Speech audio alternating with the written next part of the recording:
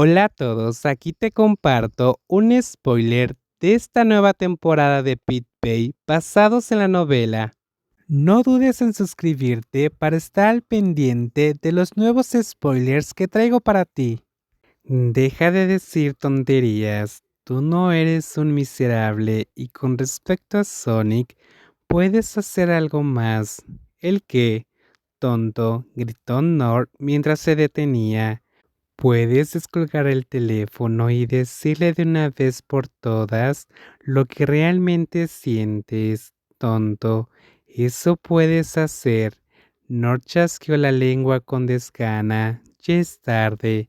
No, no lo es. Yo solía pensar eso y mira, Jeff llegó a mi vida. Alegó el mayor mientras abría la puerta del copiloto de su camioneta. Tardó más de lo que quisiera, pero llegó, y aunque pude perder, me la jugué por él. Nord bufó mientras arrastró los pies. Entonces Alan le ayudó a sentarse en el asiento. Luego se subió también y por último arrancó el motor. Sonic te quiere. Has compartido mucho juntos. Quizás solo esté esperando que tú... No, está bien, déjalo. Sonic está rodeado de chicos increíblemente guapos y hombres ricos que pueden darle todo lo que desee. ¿Cómo puedo competir con ellos? Yo no tengo nada de eso. Soy un simple mecánico que nunca será un gran piloto, ni tampoco un gran comentarista deportivo que vive en una de las habitaciones en la casa de su jefe. No solo soy tu jefe, soy tu amigo, tu hermano y lo sabes. Somos familia, sí, lo sé, perdona. Tiempo después, Alan y Nord entraron en la casa, subiendo a las habitaciones donde el mayor ayudó a su ebrio amigo a que se acostase en la cama. ¿En qué acabará todo esto? Susurró con resignación. Ojalá pudiera hacer algo más. Alan apagó la luz y regresó a su habitación, donde al escuchar el ruido su joven novio se despertó y encendió la luz. ¿A dónde has ido?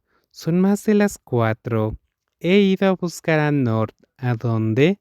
Se emborrachó otra vez. Jeff se sentó en la cama, mientras soltó un desolador suspiro. Creo que deberíamos decirle a Sonic sobre esto.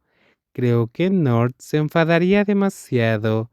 Solo sé que no quiero perderlo a él tan bien como a Dean. Lo sé. Lo sé, pero si no hacemos algo puede acabar muy mal. Alan se abrazó a su novio y juntos se recostaron. Realmente me preocupa Nord.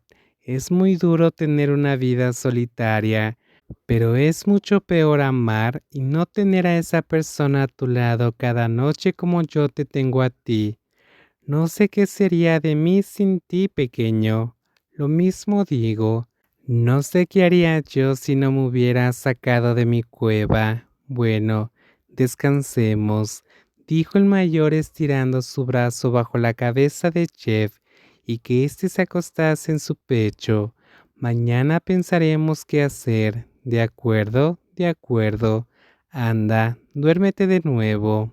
Te amo, Jeff y yo te amo a ti. Ambos se besaron de nuevo y finalmente se acomodaron para volverse a dormir, juntos y agradecidos una vez más con la vida por haberse encontrado el uno al otro. Irremediablemente, tras la celebración de su juicio, Kent había ido a parar a la prisión central de Bangkok, una de las 143 prisiones de Tailandia. Un total aproximado de 311.000 reclusos se reparten en ellas por todo el país. Sin embargo, nunca creyó acabar encerrado con dos viejos conocidos como eran Dean y Winner. Los expilotos habían terminado ahí tiempo atrás, luego de que se hubiesen celebrado sus juicios por atentar contra la vida de Babe en el caso de Dean y por extorsión y conspiración en el caso de Winter.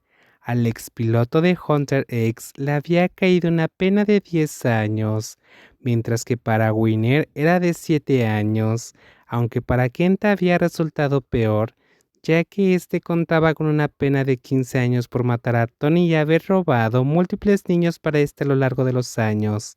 El abogado que Pete había contratado para ayudarle a petición de los chicos solo había podido evitar que su sentencia cayera en pena de muerte, pues los cargos contra él habían sido demasiados y muy graves.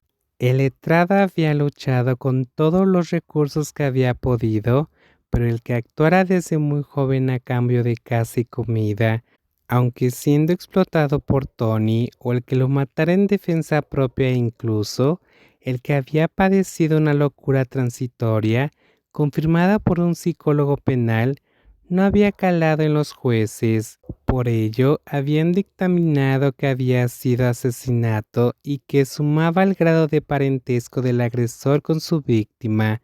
Habían hecho que fuese juzgado y condenado con más peso.